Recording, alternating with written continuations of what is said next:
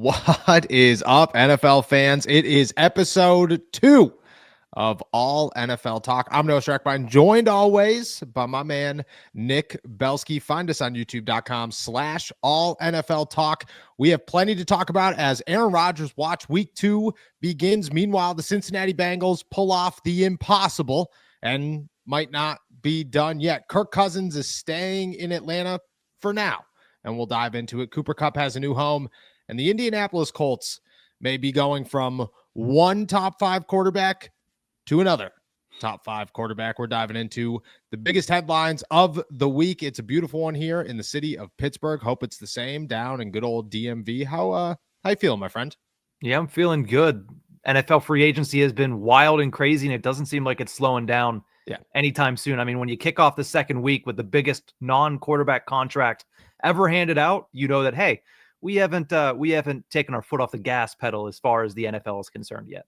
No, I don't think we're anywhere close. And I mean, 41-year-old 4-time MVP who could be hanging out in a darkness retreat right now, might just be sitting around thinking, talking to the sun or the sky or the moon. And we thought the other night, hey, full moon, it's whatever it was, yellow, orange, red.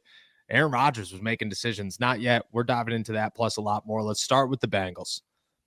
I mean, you looked at all this. We looked at this situation for months, and the only response, the only reaction was, it'll never happen. It'll never work. They'll never be able to pull this off. No one could see a future where both T. Higgins and Jamar Chase get paid. Well, the Cincinnati Bengals said, told you we could do it. And it took an extra year. It took maybe another $15 million minimum, but they pulled it off. T. Higgins signs 4 years, $115 million. Jamar Chase signs 4 years, $161 million. The highest non-paid quarterback or highest paid non-quarterback in the NFL, in NFL history. Your thoughts on the deals that, well, were never going to happen? Yeah, I was completely surprised, not only that they were able to get both of these deals done, but when they announced them at the same time, it's like, oh, so this has been in conjunction. Like one was waiting on the other to be able to sign this contract. And the Bengals probably had a pool of money that they said, this is how much we want to give to Chase and Higgins. And we just have to figure out who's getting what. As far as Jamar Chase is concerned, he's worth every penny. I understand we're in an era where there is so many good wide receivers, and every year in the NFL draft, there seems to be a 1,000-yard wide receiver coming out and being ready to go. Last year, it was Brian Thomas, who went for over 1,000 on an abysmal Jacksonville Jaguars team. But there is still nothing quite like having the cream of the crop at that position. And Jamar Chase is just that. I mean, he was the 5th wide receiver in NFL history last year to win the Triple Crown. And that was for a team that didn't make the playoffs. So I think both of these guys are worth the money. The biggest question to me is if T. Higgins can stay healthy. That's the only poison pill in this entire equation, because when he's healthy, he's great. But at the same time, he's only played in 12 games the last 2 seasons. And last year, when you miss the playoffs by a game, might have helped to have your big number 2 out there for those other 5. Yeah, I agree. I think, to be honest with you, T. Higgins was a morale move. It was a Joe needs his guy. We got to pay him. He's as good of a number 2 as they come in the NFL. And things are starting to get a little heated. Tensions are starting to rise in the Cincinnati Bengals locker room. So let's pay him. And I look at it honestly saying Trey Hendrickson or T. Higgins were getting paid. One of the two. They are trying to tell us that they're going to pull that off. And maybe next week we'll have the move that shouldn't have happened has happened. But the Bengals, in my eyes, just said, we have to pick between the two because it has to look good one way or the other. All right, well, we're going to pick the guy that Joe Burrow is going to throw the football to because, well, Trey Hendrickson's still under contract, and he's not going to not play at 30 years old. On top of that, everybody's calling. We're saying, 2, 3 first round picks, maybe a second round pick if you're really feeling it. They're not actually going to give him up. I think it's honestly a morale move when it comes to Jamar Chase. You're right. He's worth every single penny. I would have paid him that and more. They should have did it a year ago when it would have cost them $5 million less a season, but it's a move that needed to happen. I don't know how you fix the defense now. You are pretty broke this season, but moving forward, I think this takes up less than 50% of the cap. So if you could draft well, I mean, you're in a good situation, but that's a big if. Yeah, offensively, they're set because I really like Andre Yoshivas as a number 3, and Chase Brown was very good in his first year as a feature back. But again, we're talking about offense. This is the AFC North. None of it is going to matter if they don't fix that defense. They were 25th in total yards and points allowed last year. They need to be better. At least get into the top 20 in both to give Joe Burrow a chance to be able to get this team into the playoffs and make some noise. Yeah, and I don't know. Do you expect them to make the playoffs in 2025? Are they a playoff team to watch? I'm always going to keep an eye on them because it's Joe Burrow and it's these receivers and it's this offense and it's Zach Taylor. But they really need to figure out the defensive side of the ball. I want to see what that looks like come training camp because it's a new era on the defensive side there. No Lou Anarumo. They've moved on from a couple of their big players and key pieces on the back end like Mike Hilton. So we'll see what they're able to do, who they're able to backfill it with. All right, let's move on to Aaron Rodgers watch. Week 2. I mean, the New York Giants, the Pittsburgh Steelers, they're sitting around saying, any day now, pal. You know, we could do this tomorrow, today, yesterday, whenever you're available to call and tell us what your final decision is. The 41-year-old reportedly wants to go to the Minnesota Vikings and is looking for a Sam Darnold type deal, which is wild on its own end to think that the Minnesota Vikings let Sam Darnold walk for a Sam Darnold deal and could now consider signing Aaron Rodgers to the same contract. I mean, that part to me personally blows my mind because you just have to look at it from Minnesota's side and say, that makes no sense. How have you not told him no? But maybe Aaron Rodgers is just sitting around holding out hope. Maybe he's pulling a Russell Wilson. We talked Russell Wilson many of times before about how he just would speak it into existence. Yeah, me and the Steelers, we have plans to come. We're going to be back together. No, you're not. That was never a conversation that was had, but you're going to put it out there in the universe. Maybe that's Aaron Rodgers sitting in some tree saying, hey, we can make this happen, whether they want to or not. I don't know. The questions are abundant and all kind of the same. Do you expect it to go to the draft? Do you expect it to ever end? Will a team ever give up on this chase that's involved in this chase? And where do you expect Aaron Rodgers to end up? I mean, there is one team of this equation that I would think would give up on this chase, and it's the Minnesota Vikings because they're the one that has the best fallback option, and they're the one that has really the most to lose if they're waiting around and it's costing them other chances to get players, because the Vikings of these 3 teams are the team that has the best chance to win a Super Bowl. And coincidentally, that's also the reason that they are the favorite in Aaron Rodgers' eyes, or at least reportedly the favorite. As we know, you can really never really put everything in pen when it comes to Aaron Rodgers and rumors. But I mean, the Minnesota Vikings are the only team that I could see saying, you know what? I think we're going to stick with the rookie that we really like, that missed a season, but we still think has a lot going for him. And we're not going to wait this out and cost ourselves an opportunity to get certain players or to bring in certain pieces. The Giants and the Steelers on the other end, I mean, what do they have to lose, right? The New York Giants aren't in contention for anything, and the Steelers are shortly behind them when it comes to that list. So I don't think those two will bow out. If anybody, it's going to be the Minnesota Vikings. You saw the Cam Hayward reaction today where he said, you know, you don't want to come to the Steelers, don't come to the Steelers, but don't leave us hostage. You know, and the Steelers at some point probably all feel the same way. I know they've spoken in recent days. I don't know what those conversations have been. I have no idea if it was positive or negative. What I do know is it's a sign, because Hayward definitely talks to Tomlin probably very frequently, that teams are probably getting a little agitated at this point. I mean, the Giants have brought in Jameis Winston and Russell Wilson for meetings. The Vikings, I mean, reportedly, they don't even have interest. They're just sitting around going, we don't want Aaron Rodgers. We're just going to talk about it because why not? And Aaron's like, that's enough for me. We're good. We are going to wait this one out. I honestly think at some point you're messing with wrong organizations for this kind of stuff in 2 different ways.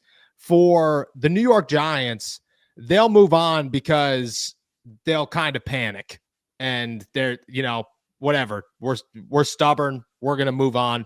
You know, we have to find a quarterback. We like Russ. We like Jameis. We'll draft somebody. Who cares? The Steelers might just get pissed off and they might just say, all right, we're done.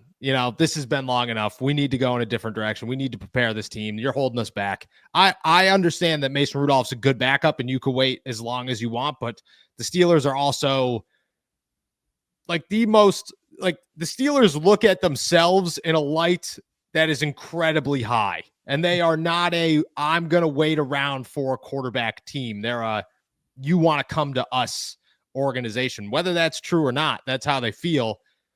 I think at some point Rodgers might piss these organizations off enough to almost maybe be left in the dark on his own.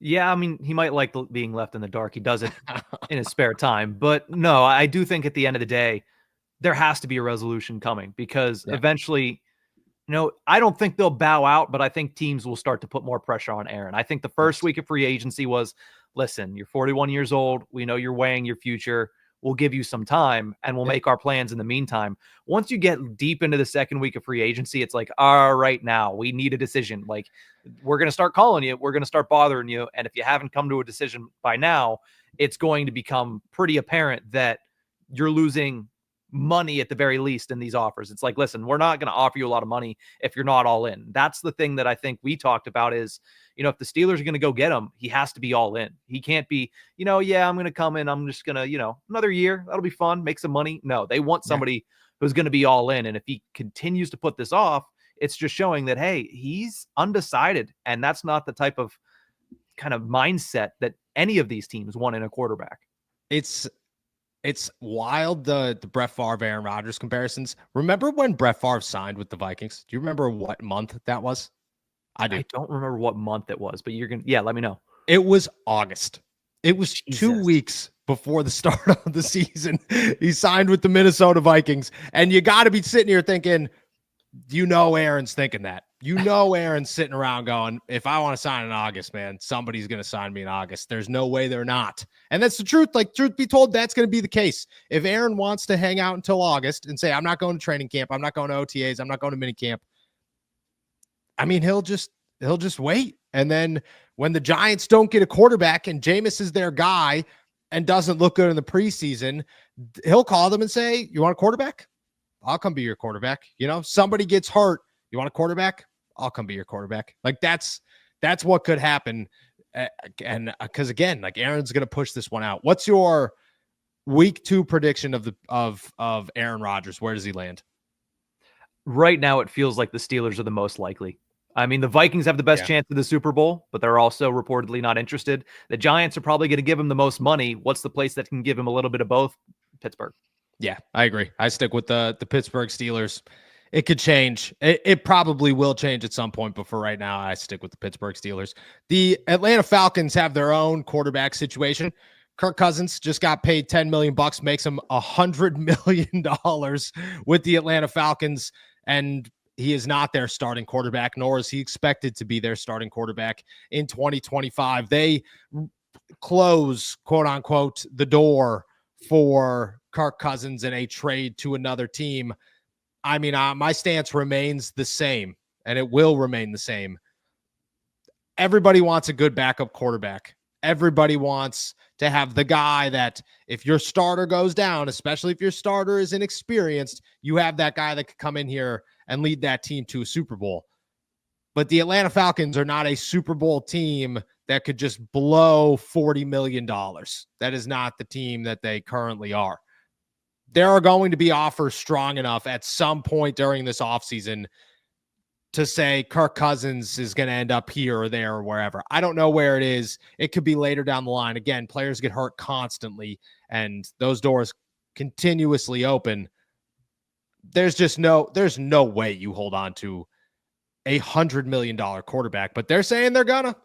He gets $10 million added on to his 2025 income.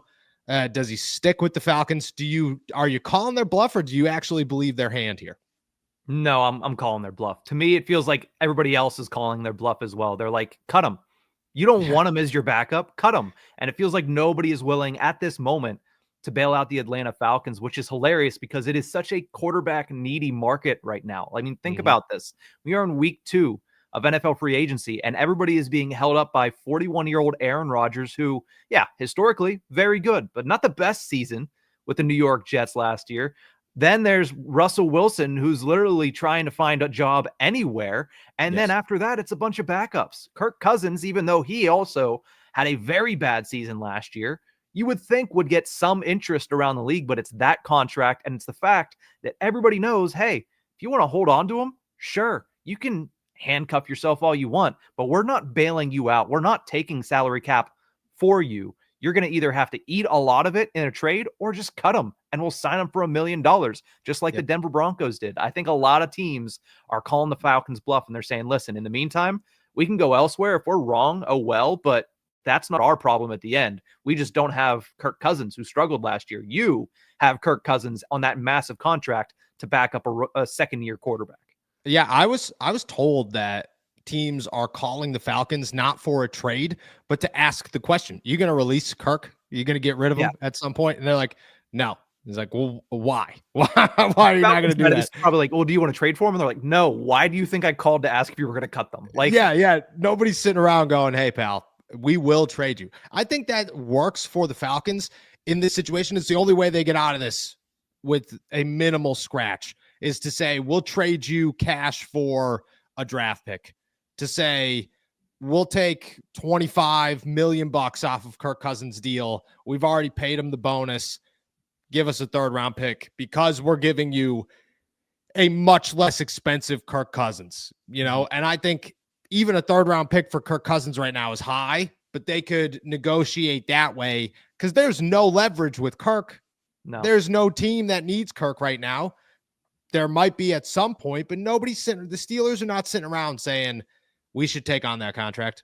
That sounds like a really good idea. The Giants are not sitting around saying that seems like the right. Screw a rookie quarterback. We're actually going to. No, that's why they met with Mason Rudolph and Jameis Winston and Russell Wilson to say we have other options, but it could change. The tides could turn at any point, and I think that's what the Falcons are hoping for is to have somebody call and say, look, we desperately need a quarterback. That needs to happen, and make an offer that they can't refuse. That's not going to happen. They're going to find themselves in which stinks for Michael Penix because, he's the one that has a lesser team because the backup quarterback's getting paid starting quarterback money, which means that when the backup quarterback's done getting paid starting quarterback money, the starting quarterback needs to begin getting paid starting quarterback money, which means you are in consistent quarterback paying hell, which is not a place you win Super Bowls.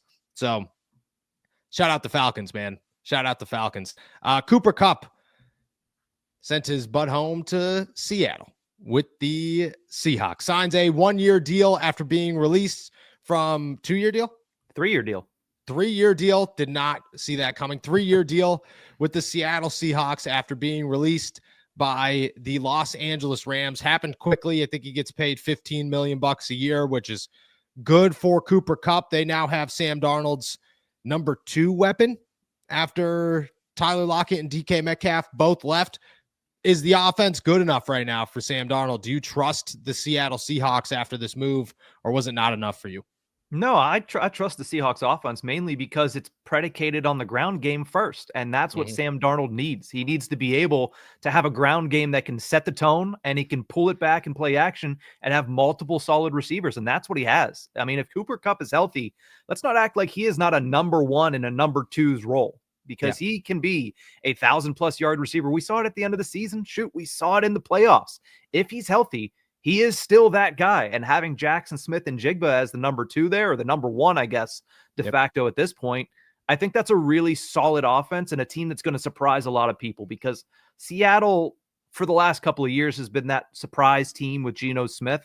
I think they're going to be in that same role this year. They have a solid defense. They have a good ground game. And I think they're going to have the weapons to be able to give Sam Darnold the opportunity to follow up on a strong 2024 with the Vikings. Yeah, I hope so. I like Sam Darnold. I want him to succeed. Like, I like Sam Darnold. I've always thought he's gotten the worst hands. Like, he went from New York to Carolina, and you went, well, it's not going to work. It didn't get any better. Then he went to San Francisco, was good enough to the point where, I mean, the 49ers were saying, I mean, we might have to have a competition with Brock Purdy, who we're about to pay $45 million to this offseason. Now he ends up in Minnesota, another good offense, and he looks good. So hopefully it works in Seattle. I like Cooper Kupp, but he's got to stay on the field. If he could stay healthy, it's a situation that works for Sam Darnold and company. I also don't know. I mean, like, I like Jackson Smith and the Jigba. I think that duo is really, really strong. I think that they have weapons that they could rely on when they're both on the field. But I don't know if that's enough in my eyes to continue the hot streak when you come off of Justin Jefferson and Jordan Addison. Like, Jackson is a great number one and one of the strongest up-and-comers in the NFL. You might need a third piece, whether that's the NFL draft or wherever. I still think you might need a third piece, especially if Cooper Kupp is still dealing with the injuries that I continue to hinder him the last, 2-3 years, where he can't stay on the field longer than 12, 13, 14 games. You're going to need somebody else. I think that's my biggest takeaway right now. Now, how do you see the NFC West? Because I know we talked about it last episode with Matt Stafford. And we said, well, they're clearly the favorites in this division. But now that you get an actual quarterback since the last time in Seattle, when it comes to Sam Darnold, now that you get Cooper Kupp staying in division here, plus the 49ers have done a lot of retooling over the last week and a half, 2 weeks. How do you view the NFC West? Is this a one-horse race, or do you see some of these other teams being closer to the Rams than publicly I think a lot of people do? I think a lot of it depends on San Francisco's health, obviously. Christian McCaffrey is make or break for that team. If he's healthy, they have a shot. If he's not healthy, I'd put the Arizona Cardinals above them. I don't have much faith in Arizona where we stand right now. The Cardinals, to me, are not a team that's going to compete with Los Angeles. Seattle might, but if I had to really put these guys into tiers, it'd be the Rams. Tier 2 would be Seattle and San Francisco, and there's a gap between tier 1 and tier 2, and that's a healthy San Francisco. And then tier 3 is Arizona. I just think that unless Matthew Stafford goes down, the Rams can win any week against any team. That's how I view them. I don't have that same faith in any of these. I think there are too many question marks, and I want to have faith in Sam Darnold. I can't have faith in Sam Darnold until he proves it in Seattle. Yeah, the one thing that I'm looking at is the Arizona Cardinals. They're a wild card to me. They've been a tough out the last 2 years. Their record hasn't really shown it, but they've been a tough out. They've been a tough team to beat, especially as you get later in the season. So I'm wondering in that NFC West, if they can't get a couple of nice pieces here. Marvin Harrison in year 2 kind of clicks a little bit more with Kyler Murray. We saw him come on strong towards the end of his first season. I'm not sure that they're not in that second tier alongside the 49ers and the Seattle Seahawks. I think that is going to be one of the more interesting divisions where a lot of people are going to think they have it pegged, but they really don't. I would love to see Kyler Murray pull that one off. Would love to see it. I think Kyler Murray is exciting. I mean, James Conner's over there, which is a great running back. I like the Arizona Cardinals. I boo, boo, boo, boo, boo. I mean, John Gannon still gets me. He's still a guy who every time I hear his name, that's all I think of. And to me, that brings me joy. So I'm all about the Arizona Cardinals. I hope they're a wild card team. I would like to finally see them kind of put that together. Speaking of putting things together, the Indianapolis Colts made a move over the last week that brings a lot of questions, and that is signing Daniel Jones to a 1-year deal up to $14 million. I think that's the biggest misconception here is people say 1 year, $14 million deal. That guy's coming in here to start. No, it's a 1 year, like $6 million deal with $8 million in incentives. It works out well for Daniel Jones if he plays. Does it open the door for a quarterback competition? Are the Indianapolis Colts about to let Anthony Richardson compete with Daniel Jones for a starting job? 1,000%. Look at the way that the Indianapolis Colts have handled Anthony Richardson so far in his career. He didn't really get an opportunity to compete with anybody in year 1. He was thrown in there and he was immediately injured. So that year was a wash. In year 2, you brought in Joe Flacco, but is that really somebody to compete with Anthony Richardson? The consensus belief of Anthony Richardson was he is extremely talented. Everything is there. The arm strength, the athleticism, he's just raw. And he was 20 years old Think about this. He's going into his 3rd season in the NFL. He is 22 years old. There is a rookie quarterback in this year's draft class that is 26 years old.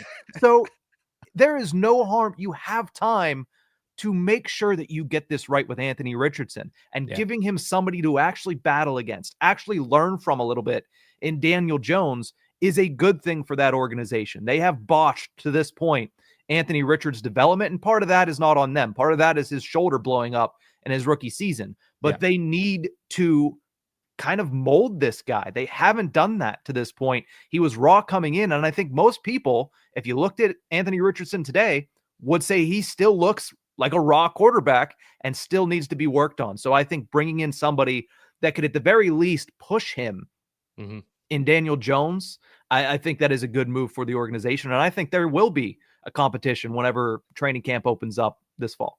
Do you think that at any point this summer, Anthony Richardson's traded? No, I don't think they'd give up on him like that. I just don't. I know it's been a rocky road. I know there were the questions of the effort in certain instances last season, but I don't think the Colts are going to be able to give up on Anthony Richardson that quickly. I hope not, because if they do, there's going to be teams lined up. That's what I'm saying. I think this could be a situation where Daniel Jones comes in here as the clear winner. He's going to be the guy. There's no better time to trade Anthony Richardson than now, because teams are going to be lined up. You wait a year, you don't know what's going to happen. Maybe the offer is strong enough to make a move, but the only way to get that offer is to let it be known that you want that offer, which completely tears the trust between you and Anthony Richardson, which essentially opens the door to say, you have to go. We can't keep you anymore. It could be a snowball effect on top of a snowball effect. Let me throw, and I want Anthony Richardson to succeed in Indy. I think he's really, really good when he is good. I also think Daniel Jones could be very good elsewhere, and he's played a lot of football. He's won games in the NFL, and I'm sorry, but he's had one of the worst offensive lines imaginable for years, with bare minimum help and a bad organization. Like, really, Brian Daboll should be coach of the year? No. Saquon Barkley should have been every MVP imaginable that year to say, oh, that's the reason that we were winning, huh? Yeah, it was. And you could ask the Philadelphia Eagles. Let me throw a curveball here. It's end of July, late July, like maybe first week of August. Training camp's underway long enough to really get a grip on what's going on. Both of these guys look terrible. You think the Colts call the Falcons and say, we'll give you Anthony Richardson for Kirk Cousins and you take some money off the deal? I think that they would take Daniel Jones and not Anthony Richardson. What use do you have for Anthony Richardson when you have Michael Penix? I agree with that, but don't you think that Anthony Richardson is worth more than Daniel Jones would be? He is, but at the same time, again, I don't know. I guess the Falcons could just simply say, listen, 2 young stud quarterbacks that are talented and athletic are better than one, and getting some money off the books from Kirk Cousins helps us actually bring in some help for Michael Penix. So I could see it, but I think it's, of all the teams that would get Kirk, Indy makes the most sense, but going the other way, it's a little bit of a, the Atlanta Falcons have to kind of just bite their tongue and be like, yeah, what else do we have to do? Well, where else can we turn to get rid of Kirk Cousins? You get a backup quarterback. You get a backup quarterback that still has a year. You can make it 2 years on his deal. You're very comfortable paying backup quarterbacks, clearly. So if you want to pick up his 5th-year option, which you would never do, but you get him for 2 years. You get him for his 3rd season and his 4th season for super cheap. And next offseason, you want to trade him. Maybe somebody's there to go get him.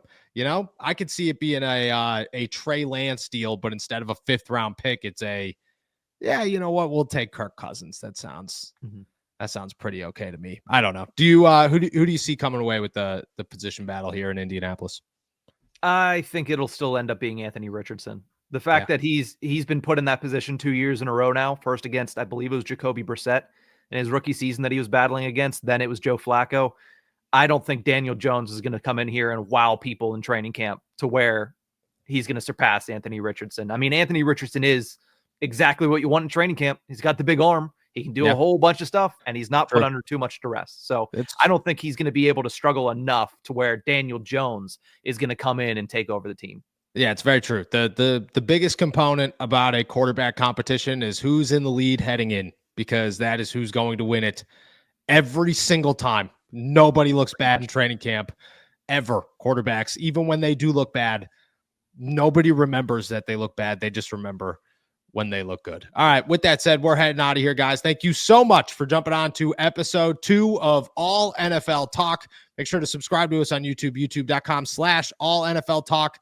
Check us out anywhere you get your podcasts, and we will be back next Tuesday. Enjoy another week of craziness in the NFL and Aaron Rodgers week 2. We'll be back. Peace.